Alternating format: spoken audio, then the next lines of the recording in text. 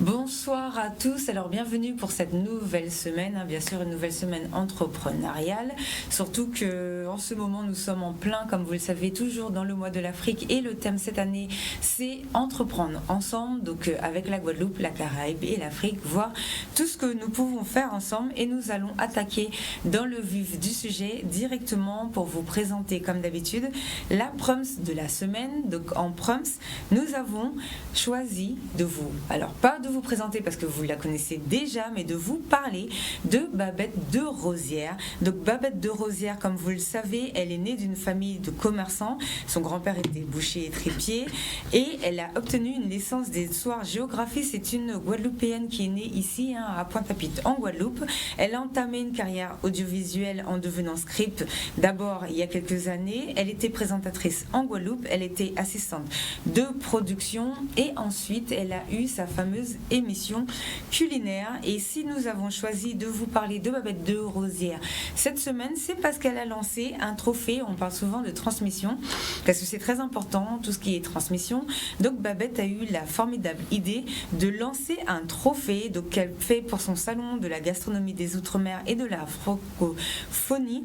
Elle a lancé un trophée et cette année c'est un jeune de Marie-Galante qui a remporté cette distinction.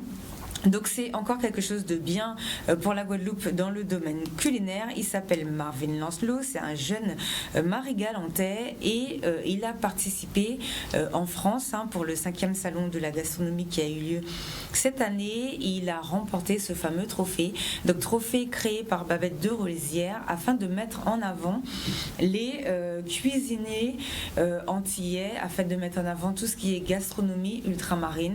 Et c'est vraiment une excellente chose qu'elle a fait et je pense que c'est quelque chose qu'il faut vraiment que l'on mette en avant et que surtout on n'hésite pas à faire la transmission. Et lorsqu'on a une idée et lorsqu'on a surtout les compétences et le poids et qu'on sait de quoi on parle, c'est important de faire la transmission puisque notre jeunesse a besoin aussi d'être reconnue. Donc c'est très important de créer comme ça des petites cérémonies ou bien des trophées, des choses qui sont faites pour mettre en avant notre jeunesse. Donc félicitations à ce jeune de Marie-Galante.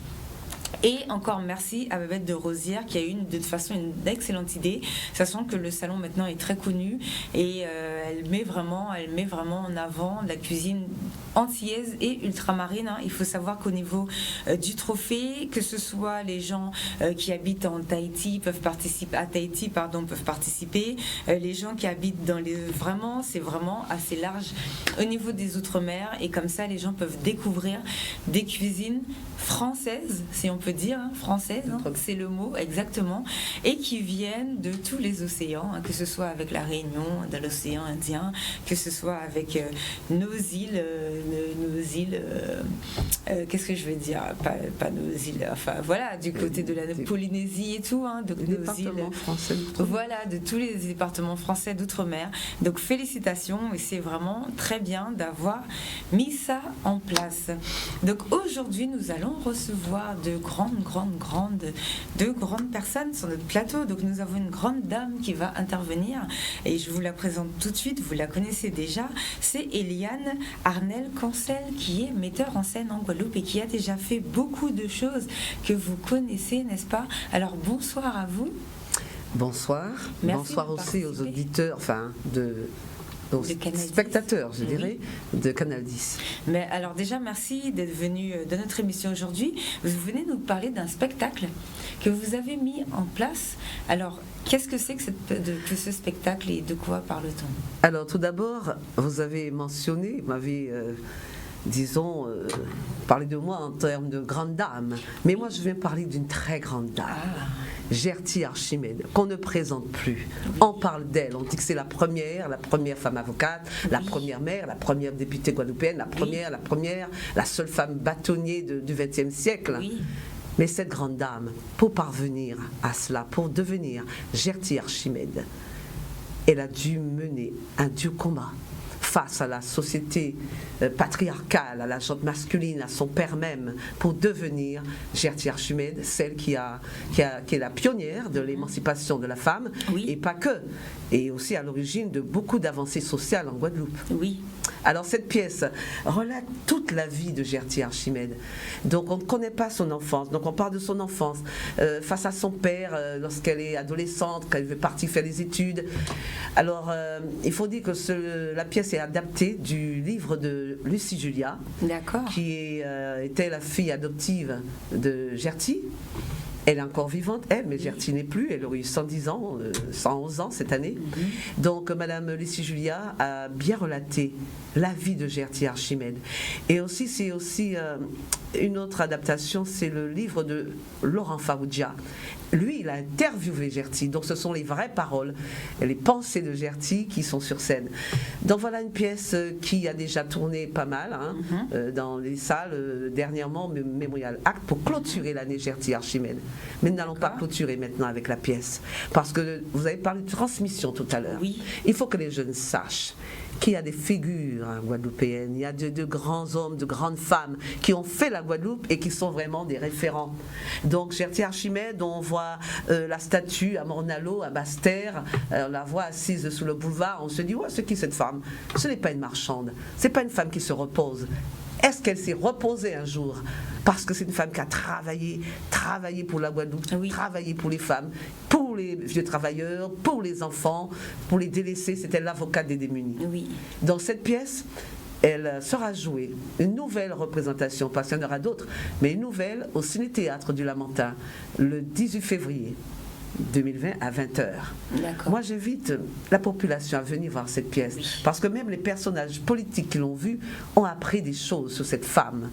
C'est bien que les enfants voient lycée Gertie Archimède, même une rue à Paris, Gertie Archimède. Qui est cette femme, cette grande dame? Il faut en parler. Nous avons de grands personnages et Gertie en fait partie. Oui. Alors pour ceux qui ne le savaient pas, en plus, donc justement cette grande dame a défendu à une époque. Alors je suppose que tout le monde connaît quand même Angela Davis. Il faut savoir qu'elle est déjà venue en Guadeloupe. Elle a déjà été en Guadeloupe, Angela Davis. Et à l'époque, c'est Gertie Archimède qui l'avait défendue. Voilà, en 1969, lors de son passage en Guadeloupe à Basse-Terre, elle a été arrêtée parce qu'elle transportait avec elle, ses compagnons aussi, des livres marxistes. Et ça, c'était un peu un crime à l'époque, quelque part. Donc ce sont les dockers de Basse-Terre qui lui ont parlé de cette femme, de cette avocate, seule capable de lui éviter la prison à l'époque. Enfin, Gertie Archimède, son nom a dépassé les frontières, pas seulement aux États-Unis, en Afrique. On a demandé de venir en Afrique pour défendre les femmes. Il y a même un grand président qui a demandé un mariage, et cette grande dame, elle aurait pu accepter, mais elle a pensé que la Guadeloupe avait encore besoin d'elle, et elle est revenue dans son pays.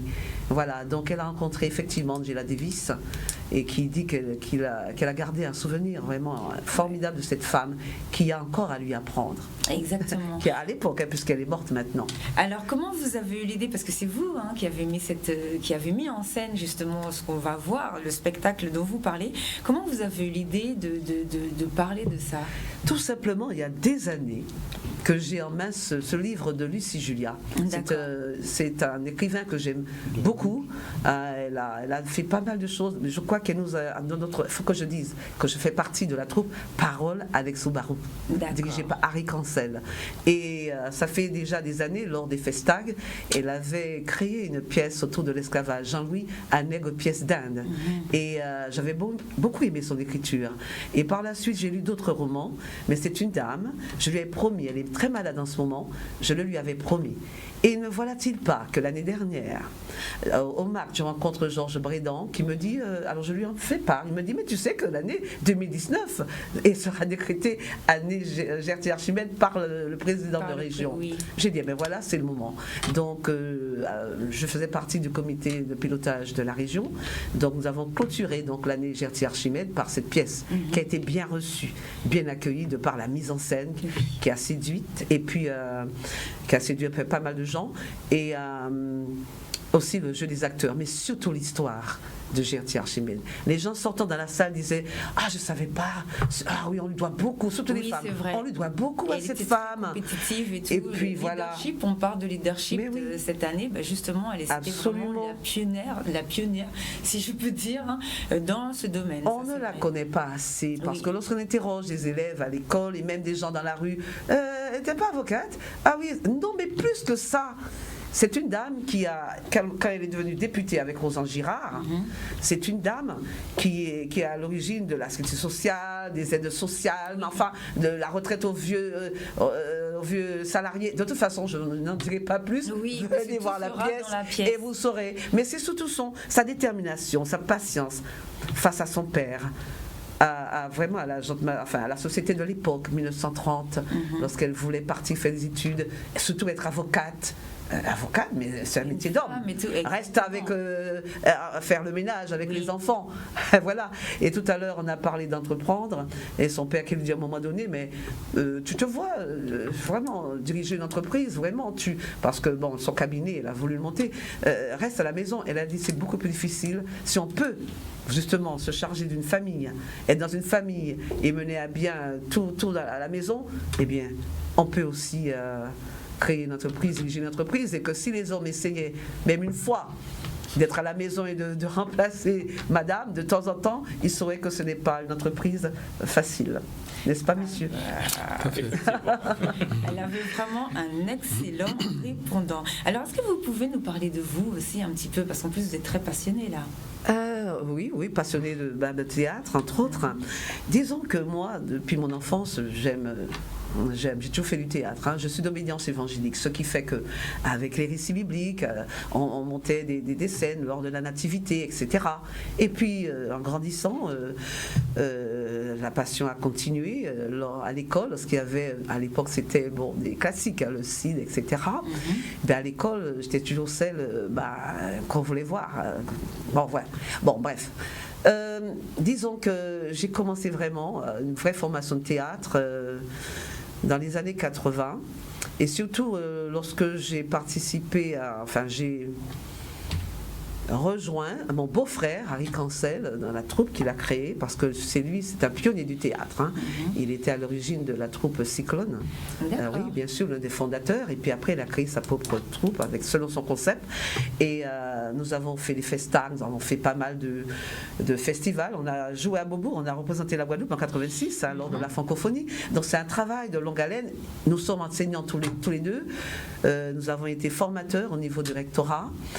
Et nous avons créé notre style de théâtre qui plaît jusqu'à maintenant. Oui. Donc voilà, c'est ça le parcours, et puis beaucoup de stages. J'ai animé aussi beaucoup de stages pour des enseignants à l'UFM, l'école normale, actuellement l'ESP. Et je continue à intervenir même dans des collèges avec des jeunes, parce que vous avez parlé de transmission. Oui. Il faut transmettre ce qu'on sait, et surtout lorsqu'on met en exergue des personnages tels que Gertie Archimède.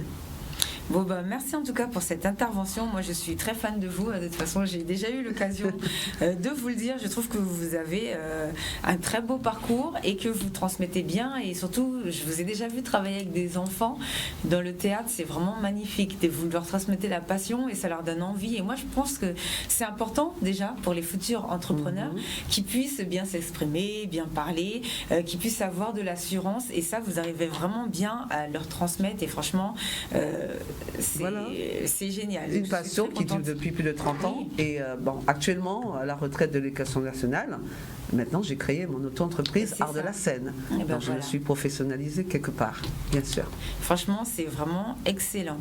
Alors avec vous, nous avons des messieurs qui ont un très grand projet, puisque c'est le plateau des grandes choses aujourd'hui. Donc c'est monsieur Jean-Marie Grédoire. C'est bien ça. Voilà, accompagné, donc vous êtes cofondateur et directeur marketing, on va en parler. Vous êtes accompagné de Christian Maxime, qui est la personne qui avait confondé avec monsieur Grédoire, et vous êtes venu avec monsieur Jean-Marc Gabriel. C'est exactement. Donc enchanté, messieurs. Alors vous venez nous voir aujourd'hui parce que vous avez lancé une plateforme de crowdfunding. Alors, qu'est-ce que c'est exactement, et expliquez-nous un petit peu ce que vous faites. Alors, tout à fait, nous avons donc mis en ligne une plateforme de financement participatif très récemment. Nous sommes une jeune société, donc c'est une plateforme de financement participatif innovante. D'accord. Innovante en ce sens que nous présentons donc des éléments nouveaux qui vont nous permettre de financer les projets de nos différents porteurs, hein. C'est ceux qui viendront en tous les cas s'inscrire sur notre plateforme. Alors, c'est quoi les éléments nouveaux que vous avez apportés justement?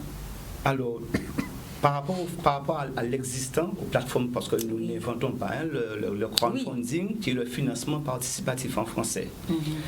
Par rapport à l'existant, nous avons, l'idée pour nous, c'est de créer une grande communauté donc, de porteurs de projets, donateurs en même temps. Ça, c'est génial. Voilà. Quand vous venez sur notre plateforme, vous allez donc y inscrire votre projet, mais aussi effectuer un don. Donc le don, il est à hauteur de 35 €. C'est un don unique, donc j'insiste sur le unique, parce que c'est une seule fois. Et donc le don, il sera fractionné. Et chaque fraction, quand vous entrez, chaque fraction, vous faites un don pour plusieurs porteurs de projets qui sont déjà sur la plateforme. D'accord. Donc c'est fractionné en 6 parts. Et chacune des parts, donc c'est un don que vous effectuez pour un projet qui est déjà sur la plateforme. C'est génial comme système. Vous voulez peut-être rajouter un mot? Comment vous avez eu l'idée de vous tous les deux? Comment vous êtes rencontrés? Comment vous avez eu l'idée de créer cette... Bien, donc en fait, au-delà des compétences, nous sommes avant tout des amis. Parce que pour mener à bien ce projet, il faut d'autres qualités que les compétences individuelles. Il faut un lien fort. Parce que nous avons travaillé quand même pas mal dessus. Et en fait, c'est, comme disait mon ami, c'est un cercle vertueux. C'est-à-dire que vous aidez, mais on vous aide. Vous voyez, c'est l'un emmène l'autre. Et donc, il faut savoir que nous sommes au nombre de 8. 8 amis. Donc 6 en Guadeloupe. La base se trouve en Guadeloupe. Mais nous avons 2 amis aussi au Bénin. Donc c'est une société internationale déjà. Oui. Donc et ça s'est passé comment? C'est-à-dire que je vais faire un peu l'historique. Hein, oui, allez-y. Donc c'est lors d'un voyage, hein, on s'est dit bon, on va rencontrer nos amis. Un voyage au Bénin? Au Bénin. Très bien. Et je vous assure que l'accueil a été parfait. Et on avait l'impression, même si c'était la première fois, mais on avait l'impression qu'on était chez nous. Donc pendant tout le séjour, ça s'est très bien passé avec eux. Ils sont venus chercher à l'aéroport, c'est-à-dire que c'était fort, c'est-à-dire qu'on était attendus en fait. D'accord. Et on a discuté de la situation sociale et économique de nos pays, oui, je dirais, respectifs, et on s'est dit que c'était pas facile. Surtout qu'ils sont en demande de ça. Alors, déjà nous, ici en Guadeloupe, puisque les banques ne prêtent pas, hein, on ne va pas tergiverser, les banques ne prêtent pas, c'est difficile d'avoir des financements pour faire les projets. Et eux aussi. Donc c'est vrai que c'est au moins un point commun que nous avons entre nous. Tout à fait. Donc, c'est lors d'une discussion, on s'est dit, nous sommes ensemble là maintenant, qu'est-ce qu'on fait? Nous avons discuté, et puis ils avaient déjà une petite idée, et nous on a travaillé ça ensemble, et puis on s'est dit bon, on repart, mais on travaille ensemble. D'accord. Et ça fait plus d'une année, on a travaillé dessus, et puis ça s'est conclu il y a un peu plus de mois, donc nous avons lancé l'entreprise. Donc là, le vrai travail commence, et nous sommes prêts, quoi. Donc nous allons commencer à faire le travail que nous faisons aujourd'hui, à faire savoir que ça existe. Parce que nous, on tient quand même à donner un coup de pouce aux jeunes, surtout, je parle des jeunes, mais notre activité permet à tout le monde, hein, à toute tranche d'âge. C'est-à-dire que du simple majeur à la personne troisième âge. Oui. Puisque bon, on permet aussi, on finance aussi toutes sortes de projets. Hein. On n'est pas limité, tout ce qui est légal, on y va. Donc, mais c'est surtout, moi j'aime le dire, c'est-à-dire que je lance un appel aux jeunes, puisqu'ils ont souvent besoin de quelque chose pour se lancer, pour mettre le pied à l'étrier. Oui. Et nous, on est sensible à ça. On est très sensible à ça. La solidarité et l'entraide, c'est le but premier de notre projet, quoi. C'est la base de notre projet. Normal. Voilà. J'ai juste une question. Allez-y. Avez-vous une femme avec vous? Vous avez parlé de 8 amis. Est-ce qu'il y a une femme? Il y a une femme. Bien, très bien, messieurs. Gertie serait contente. C'est très important. Nous savons la place de la femme. Vous avez parlé de Gertie Archimède tout à l'heure. On connaît la place de la femme, surtout dans notre société guadeloupéenne, où il nous manque de référents. Et Gertie Archimède, c'en était une. Et c'est dommage qu'on n'en parle pas plus, mais bon, il y a une femme. Elle n'est pas là parce qu'elle travaille actuellement, mais il y a une femme et on est vraiment très heureux qu'elle soit à nos côtés. Il y a une vision féminine. Oui, des fois, ça peut être la petite touche qui change. Arrondit les ongles. Exactement, qui arrondit les ongles. Mais justement, c'est ce que j'allais vous demander. Alors, comment vous communiquez dessus et est-ce qu'il y a une contrepartie? C'est-à-dire, est-ce que vous regardez quand même le projet? Parce qu'il faut quand même que le but, c'est que l'entreprise soit prospère. Est-ce que vous demandez quand même à l'entrepreneur une certaine rigueur, donc que ce soit dans ses comptes, dans sa comptabilité, ou comment ça fonctionne? Alors, tout d'abord, bonsoir. Bonsoir. Alors effectivement, il s'agit, comme ils l'ont dit, si bien dit d'ailleurs, d'une plateforme de financement sans contrepartie. Sur cette plateforme, effectivement, le porteur donateur de projet donc, mettra en ligne son projet à hauteur de 15 000 € maximum, donc l'appel de fonds.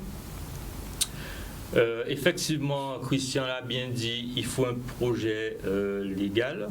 Oui. On ne va pas financer de choses. Hein? Oui. Et donc, effectivement, on a une commission qui vérifie les projets, si ce projet est en accord donc, avec l'éthique de la plateforme et qui va valider ou pas le projet. Du coup, vous servez un petit peu aussi d'accompagnant pour le jeune entrepreneur, si jamais il a besoin d'un conseil, puisque le but c'est vraiment que le projet soit viable. Donc est-ce que vous servez aussi d'accompagnant à titre, par exemple, vous pouvez donner des conseils, ou est-ce que vous travaillez par exemple avec des avocats, des comptables dans votre équipe qui peut aider les gens à éviter qu'ils soient en difficulté? Parce que notre problème qu'on a, c'est beaucoup ça. C'est-à-dire que des fois on a beaucoup d'artisans par exemple, mais des fois ils se retrouvent en difficulté financière.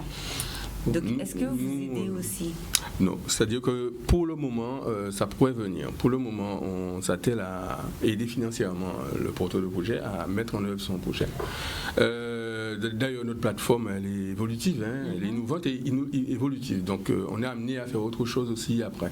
Mais pour le moment, on se lance nous-mêmes, donc on se limite à l'apport financier. D'accord.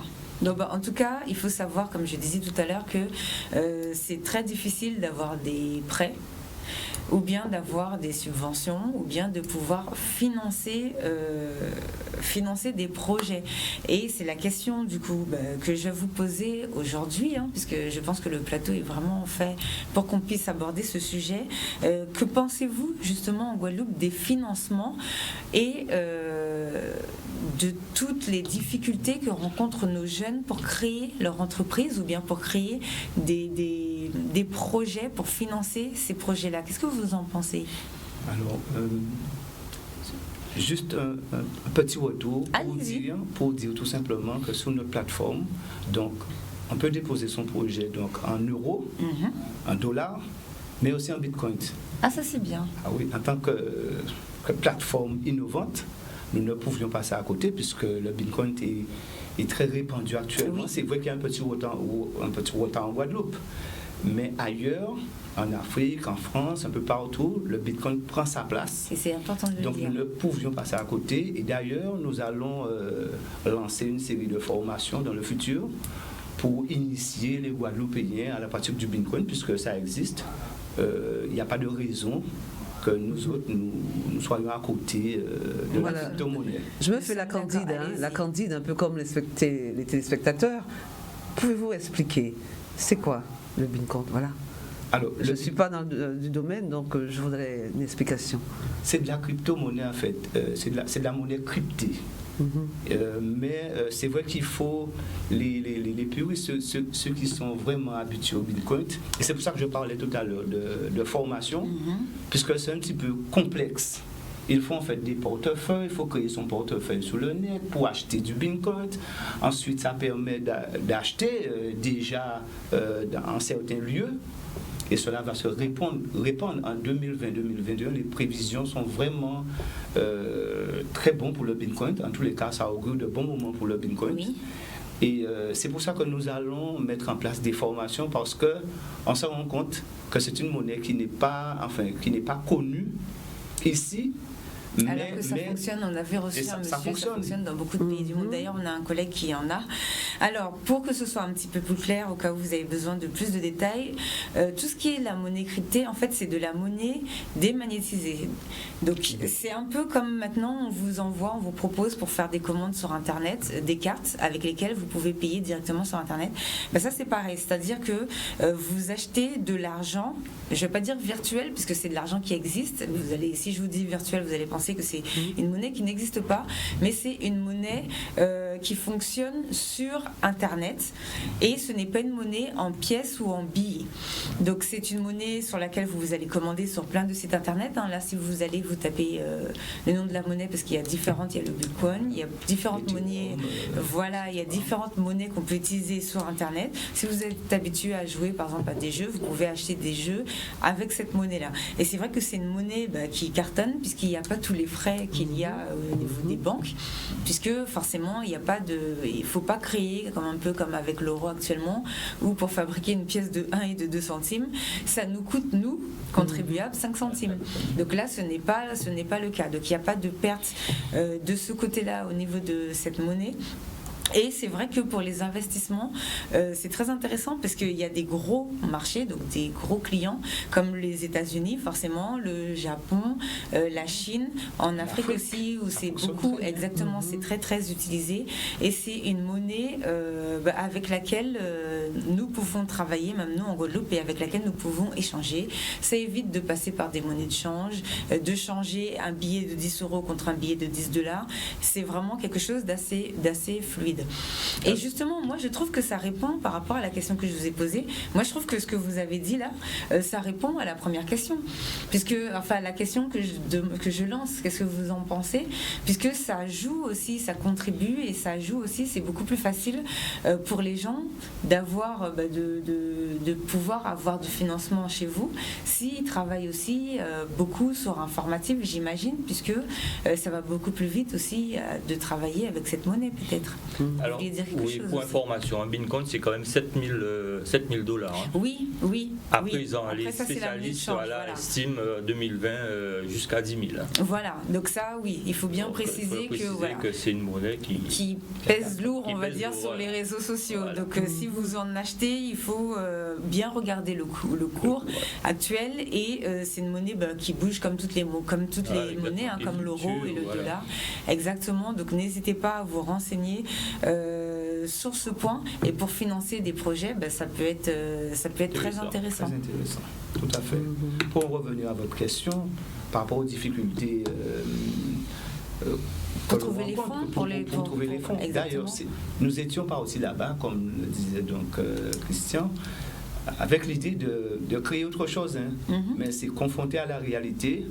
Nous nous sommes rendus compte qu'effectivement il fallait faire quelque chose. Nous avons cherché dans ce sens-là, et on rencontre tout le temps nous parlons de jeunes qui fuient, qui partent de Guadeloupe, parce qu'ils n'arrivent pas à se fixer, alors qu'il y a un potentiel énorme en Guadeloupe, un potentiel humain, en intelligence énorme. D'autres en profitent. Ailleurs, au Canada, etc. Et alors que nous avons besoin de ces jeunes-là fixés en Guadeloupe pour pouvoir construire le pays Guadeloupe. Exactement. C'est vrai qu'il y a un gros problème de financement. Oui. Bon, nous aussi, on peut contribuer à ce que les jeunes puissent financer leur projet, tout partie de leur projet. Puisque comme nous, c'est en euros, c'est jusqu'à 15 000 €. Donc le maximum. En Bitcoin, c'est jusqu'à $30 000 de Bitcoin. Donc c'est intéressant. En euros, donc vous pouvez revenir avec un deuxième projet. Donc vous n'allez pas effectuer un don de 35, mais un don à hauteur de 10% de la somme que vous aviez demandé. Si vous aviez mis un projet à 10 000 € par exemple, eh bien vous allez effectuer un don de 1 000 € la deuxième fois, et ces 1 000 €, c'est pour toujours la même chose, pour ces des projets qui sont déjà sur la plateforme. Un peu comme les systèmes de tantine, comme on disait à l'ancienne. J'aurais insisté, puisque je parle de jeunes. Il est vrai que nos jeunes s'expatrient, la force vive s'en va, Parce qu'on ne leur fait pas confiance. Les banques aussi, ne leur font pas confiance et quand ils ont un projet, ils ne trouvent pas de fonds, ils ne trouvent pas vraiment de capitaux pour ça. Donc, vous dites que des jeunes porteurs de projets, en adhérant à votre plateforme, peuvent avec une somme minime, je pense bien que les parents sont derrière pour aider, mais enfin, il faut absolument donner quelque chose. D'accord ? Et quelle est la somme minimum ? 1000 euros, j'ai entendu ? Non, il n'y a pas de, je crois. Non, nous, c'est un don unique de 35 euros. 35 comment ? 35 euros. 35 euros, j'ai bien entendu. On peut, par exemple, nous toutes les deux décider. Mais c'est formidable pour les jeunes. C'est-à-dire que, voilà, comme je vous disais, bien que nous soyons essentiellement, c'est une société essentiellement guadeloupéenne, mais les Béninoises aussi. Et 35 euros, c'est beaucoup au Bénin. 35 Exactement. euros. Oui. Parce que là, beaucoup de jeunes sortent de l'école, parfois sans formation. Bon, est-ce que si un jeune qui n'a pas de diplôme, n'a pas de bac plus 5, s'il a un projet... Écoutez, c'est le projet qu'on défend. Donc il faut bien développer. Moi, c'est l'enseignante qui parle. Il faut que nos jeunes sachent qu'ils ont cette possibilité en Guadeloupe et qu'ils ne sont pas obligés de partir ailleurs. Voilà. Qu'avec très peu, ils peuvent voir leur projet démarrer. Voilà. On construit un projet sur plusieurs mois, une année, voire plus.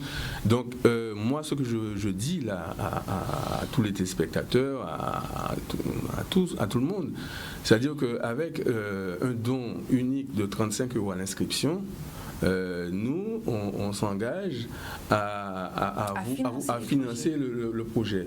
Donc, après, ce sera la durée. Donc la durée, nous, on travaille dessus, c'est notre métier, c'est ça le travail pour nous. C'est-à-dire que la durée va dépendre du dynamisme d'inscription. C'est pour ça que je vous ai demandé. Du dynamisme d'inscription, plus on s'inscrit, plus nous, on a une entrée d'argent, même si on redistribue, mais ça nous permet de redistribuer d'autant plus vite. Donc c'est le dynamisme, et on a les fonds et on redistribue autant plus vite. Bon, on a d'autres sources d'entrée pour aider à ce que ça aille plus vite, mais c'est pour ça que je vous ai parlé tout à l'heure de cercle vertueux, c'est-à-dire que vous donnez et vous recevez. En tout cas, je voudrais qu'on vous fasse confiance, parce qu'il y a très peu de Guadeloupéens qui osent entreprendre, et d'autres entreprennent à notre place, mais c'est la confiance qui manque. Il faudrait que vraiment que nos compatriotes vous fassent confiance et pensent que c'est une très bonne chose pour nos jeunes. Moi, je vous encourage dans ce sens. Moi aussi. Alors, je viens de faire le calcul. En 2016, nous étions 375 700 Guadeloupéens. J'ai divisé par 3 en disant qu'on enlève les enfants et les ados. Donc, il reste 131 000 à peu près habitants. Si on multiplie ça, donc qui travaillent, par le nombre par 35 euros par personne, ça veut dire que si chacun là en sortant de notre travail ce soir on donne 35 euros, ça fait 4 millions, ça fait plus de 4 600 000 euros de fonds pour pouvoir financer les entreprises pour nos jeunes. Donc c'est pour ça que je vous demande, est-ce qu'il y a un retour, parce que le but quand même c'est que leurs entreprises soient viables et enfin que je dis que soient viables, parce qu'il faut que les gens, comme tout à l'heure vous parliez de confiance, il faut que les gens voient que quand ils financent, il y a des super projets qui se montent et que ça coule pas forcément tout de suite et qu'il y a une aide derrière. Donc c'est pour ça que je vous ai demandé, est-ce que vous accompagnez quand même un petit peu pour que... On sait déjà qu'il y a des entreprises qui vont pas forcément, il y en a, même si on aura beau faire tous les prêts, il y a des entreprises qui sont pas forcément viables.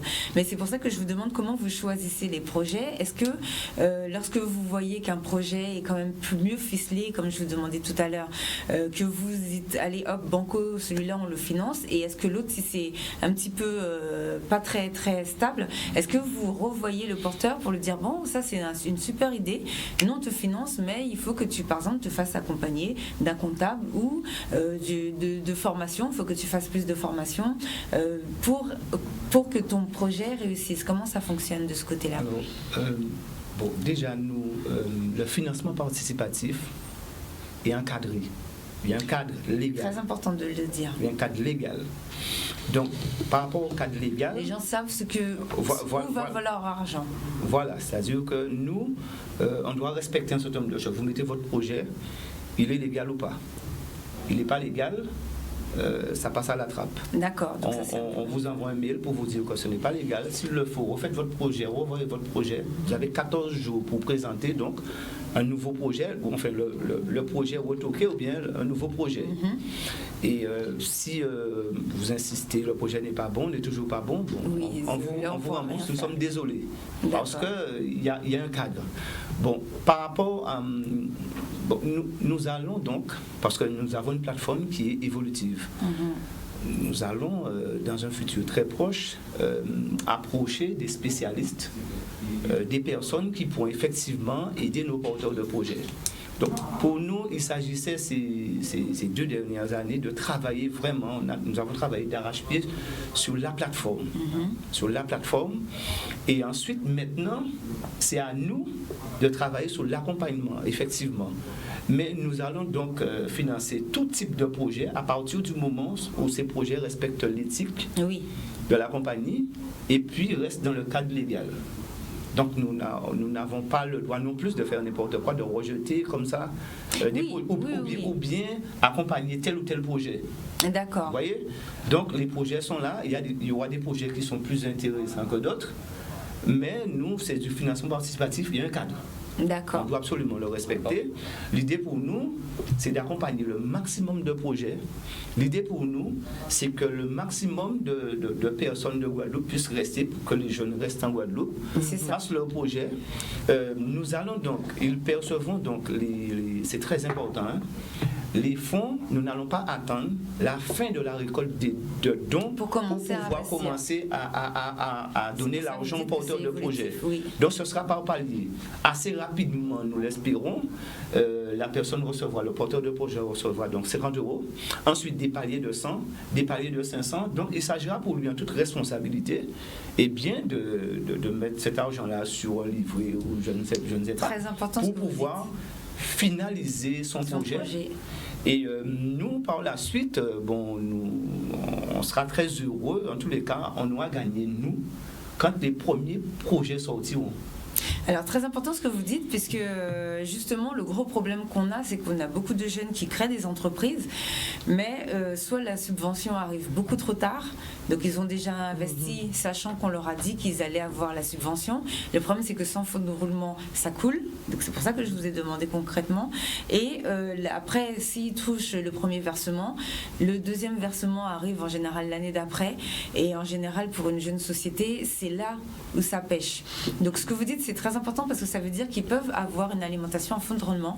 Et franchement, moi, plus de 4,6 millions, je pense qu'on peut, chaque Guadeloupéen, on est toujours premier pour acheter des alcools à 90 € pour aller dans tous les déjeuners champêtres. Je sais qu'on aime bien répéter ça, mais on en remet une couche cette année. Et je pense que ça peut être pas mal, parce que si par an, on met chacun 35 € dans le projet participatif, on a 4 millions par an pour pouvoir aider nos jeunes à créer des entreprises. D'autant plus. Allez-y. Juste une précision. On parle de porteurs de projets sur la plateforme, pas uniquement de projets professionnels. Attention. Ah, intéressant. Ça peut être un projet privé. Donc c'est comme un lien Litchi, par exemple. C'est vraiment particulier. Ça peut être une toiture qui coule. On sait que ça coûte cher de refaire. Oui, la toiture. C'est très intéressant ça. Terrasse, un gîte. Pour nos personnes âgées. Et vous ne demandez pas de garantie? Aucune. La seule garantie, non, les seules conditions d'être majeur, d'avoir un compte bancaire et un projet légal. Et verser son don de 35 €. Mais l'évaluation, c'est-à-dire, comment faites-vous pour savoir si... que l'argent était bien dépensé? Oui, bien dépensé. Bon, vous suivez Non, on est tous grands. C'est-à-dire que c'est du financement participatif. C'est comme les cahiers de Litchi, c'est comme les liens Litchi, c'est la réglementation. On imagine, parce que c'est une plateforme mondiale. Le japonais, quand il met son projet, le russe son projet, le chinois, ensuite le français, l'allemand, on ne pourra pas tout suivre, c'est pour ça que c'est prévu comme ça. Parce qu'on ne pourra pas voyager pour suivre tout le monde, c'est impossible. C'est vraiment impossible à faire. Je voudrais rajouter une chose. Allez-y. C'est que le financement participatif, tel qu'il existe, il y a un lien. Chaque porteur de projet a un lien. Parce que on fait appel à des dons. Oui, c'est ça. Donc moi, j'entre sur la plateforme, je mets mon projet, j'ai un lien unique qui m'appartient moi. Donc je peux aller chercher des donateurs. J'ai mon oncle, j'aime à dire ça, j'ai mon oncle, enfin c'est pas...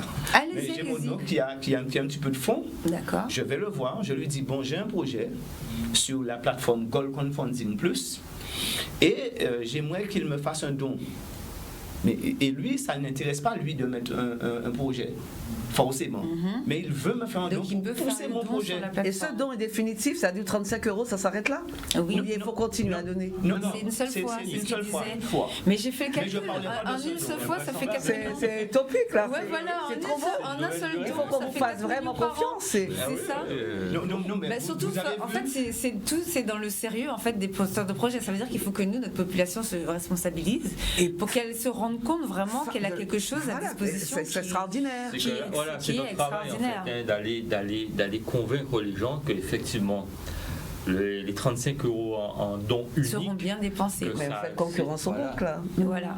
Mais en tout cas, c'est surtout très beau pour les jeunes. Exactement. Vraiment, je vous encourage, messieurs. C'est vraiment. Et tout à l'heure, on parlait de garantie au niveau des banques qui demandent des garanties des fois pour des jeunes qui commencent tout juste. Ben nous, on ne demande pas de garantie en fait. Oui, parce que non, mais ça c'est vrai que c'est la loi de... C'est la réglementation. Je vais vous proposer un projet, je vais...